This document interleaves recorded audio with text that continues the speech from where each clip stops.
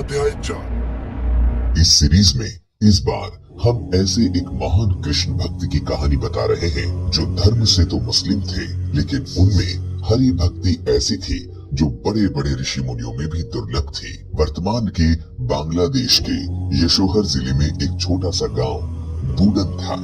इसी गांव में एक गरीब मुस्लिम परिवार रहता था। इसी परिवार में हरिदास खां का जन्म हुआ था। पूर्व जन्म के संस्कार ही थे कि बाल्यकाल से ही हरिदास की श्रद्धा हरि नाम जपने में थी। किशोर होते ही उन्होंने वैराग्य ले लिया, गृह त्याग कर दिया और वन ग्राम के समीप जंगल में कुटी बनाकर रहने लगे। हरिदास खान बड़े ही शांति प्रिय व धैर्यवान साधु थे। क्षमा उनका गुण था तो निर्भयता उनका आभूषण थी। उनकी आवाज में बड़ा ही माधुर्य था। वो प्रतिदिन 3 लाख हरि नाम का जाप करते थे। जाप भी उच्च आवाज में करते थे। किसी ने उनसे जोर जोर से जाप करने का कारण पूछा। महाराज, क्या भगवान को कम सुनाई देता है जो आप इतने उच्च स्वर में जाप करते हैं, या कोई अन्य कारण है? भक्त, ये हरिनाम बड़ा ही अलौकिक है। इसका श्रवण मात्र ही प्राणी को इस नरक से मुक्त कर देता है। मैं इसी कारण जाप उच्च स्वर में करता हूँ कि इस निर्जन वन में जितने भी जीव जंतु हैं, वातावरण में कितने ही प्रकार के अदृश्य कीट पतंगे हैं, ये सब इसका श्रवण करें और भाव से पार हो जाए। हरिदास जी बोले। उनकी बात से वो व्यक्ति संतुष्ट हो गया। उनकी ख्याति बढ़ती जा रही थी। कितने ही लोग अपना आदर्श मानकर उनके भगवत भक्त हो गए। उनकी ख्याति से कुछ लोग चिढ़ते भी थे। जिनमें रामचंद्र खां नाम का एक जमींदार था। उसने उनकी साधना और कीर्ति को नष्ट करने का षड्यंत्र रचा और एक वैश्या को धन का लालच दिया। वैश्या तो धन की दीवानी थी ही, उसने तत्काल सहमति दे दी। रूप और सौंदर्य की साक्षात मूर्ति उस वैश्या ने श्रृंगार किया और रात्रि के समय हरिदास जी की कुटिया में पहुंच गई। लेकिन वो तो भगवान की आराधना में लीन थे। उनका मनोहर रूप देखकर वैश्या उन पर आसक्त हो गई। एक तो उसका उद्देश्य भी ऐसा ही था, दूसरे हरिदास जी की तेजस्वी मुख मुद्रा से उसके मन में काम का विकार आ गया। वो निर्लज होकर निर्वस्त्र हो गई और रात भर उनके साथ उच्चेष्टाएं करने का प्रयास करती रही। रात्रि भर वो वैश्या हरिदास जी की समाधि भंग करने का प्रयास करती रही, परंतु सफल न हो सकी। प्रातः काल होने पर उसने अपने वस्त्र पहने और चलने को तैयार हुई। देवी, क्षमा चाहता हूँ, समाधिस्थ होने के कारण मैं आपसे बातें न कर सका। आप किस प्रयोजन से आई थी? वो मुस्कुराकर चली गई। 3 रात लगातार वो अपने प्रयास में विफल रही। वो साधु किंचित मात्र भी अपने तप से नहीं टिका था, जबकि उस वैश्या के कानों में निरंतर हरिनाम की आवाज गूंजने से उसका अंतकरण शुद्ध हो गया था। वो 4थी रात्रि भी आई। हरिदास जी उस वक्त भी पूर्ण भाव से भगवत भजन में लीन थे। इतने लीन थे कि उनकी आंखों से अश्रुधारा बह रही थी। वैश्या को आत्मग्लानि हो उठी। ये साधारण साधु नहीं है।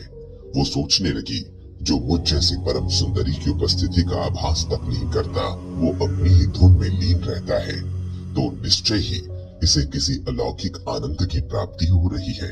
अवश्य ही इसे कोई अन्य ऐसा आनंद प्राप्त है जिसके समक्ष संसार के सब रूप इसके सामने फीके लगते हैं। वैश्या उसे पथ भ्रष्ट करने आई थी और स्वयं ही सद्मार्ग पर चल पड़ी। उसे हरिदास जी ने दीक्षित करके तपस्विनी बना दिया। उन्होंने उस स्थान को उसे ही सौंपा और स्वयं हरिनाम प्रचार करने चल पड़े। वैश्या उसी कुटिया में हरिनाम गाने लगी। ये साधु संग और हरिनाम श्रवण का प्रताप था कि वो वैश्या भी आगे चलकर भगवान की परम भक्त बनी। हरिदास वहां से चलकर शांतिपुर पहुंचे। शांतिपुर में मुस्लिम शासक था।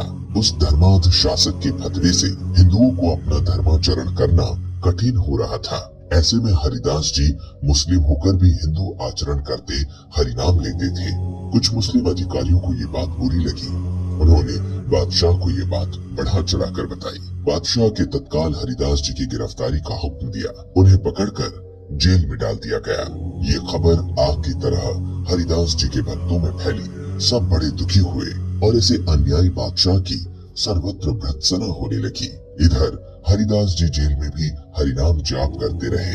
जेल के अन्य बंदी भी उनके भक्त हो गए। स्थिति काबू से बाहर होती देखकर अधिकारियों ने मुकदमा चलाया। उन्हें अदालत में काजी के सामने लाया गया। हरिदास, तुम बड़े भाग्यों से तुम मुसलमान के घर में जन्मे, फिर भी काफिरों के देवता का नाम लेते हो, उन्हीं जैसा आचरण करते हो। हम तो हिंदू के घर का पानी भी नहीं पीते। ये महापाप तुम न करो, इसके लिए तुम्हें जहन्नुम की आग में झुलसना होगा। अब तुम कलमा पढ़ लो तो तुम पाक हो जाओगे। हे काजी साहब, इस संसार का मालिक एक है। उसकी दृष्टि में तनाव की अलग अलग कौम नहीं है, हमने ही उसे बांट रखा है। उसी हरि ने प्रत्येक मानव को यह अधिकार दिया है कि वो चाहे जिस नाम से उसकी आराधना कर सकता है। जब उसे अल्लाह, भगवान या जो भी नाम दे, उसकी दृष्टि में मैं अपराधी नहीं हूँ, तो आपके अनुसार मैं कैसे अपराधी हुआ? ये अपराध है, इसकी तुम्हें सख्त सजा मिलेगी। काजी बोला, ये काफिर है, इसे इसके गुनाह के लिए 22 बाजारों में घुमाया जाए और इसे इतने बेत लगाए जाएं कि इसकी सांसें इसका साथ छोड़ दे। क्रोध में उन्हें सजा सुना दी गई। हुक्म की तालीम हुई। हरिदास जी को घुमाते हुए बाजारों में बेत लगाए जाने लगे। हरि नाम में लीन उन्होंने अपने प्राण को केंद्र में स्थिर कर लिया। बेतों की मार से उनके मुख से उफ तक नहीं निकली। मारने वाले थक गए, परंतु पीटने वाला अडिग रहा, क्योंकि उन्होंने अपने प्राण केंद्र में स्थिर किए हुए थे। इसीलिए सिपाहियों ने उन्हें मरा जानकर गंगा में फेंक दिया। परंतु जिसकी जीवन की डोरी स्वयं जगन्नाथ ने पकड़ी है, उसे कौन मार सकता है? वे चेतन होकर जीवित गंगा से निकल आए। अधिकारियों ने जब ये सुना तो भयभीत होकर हरिदास जी के पास पहुंचकर और उनके चरण पकड़ लिए। संत ने उन्हें माफ किया और हरि नाम का जाप करते करते वहां से चले गए।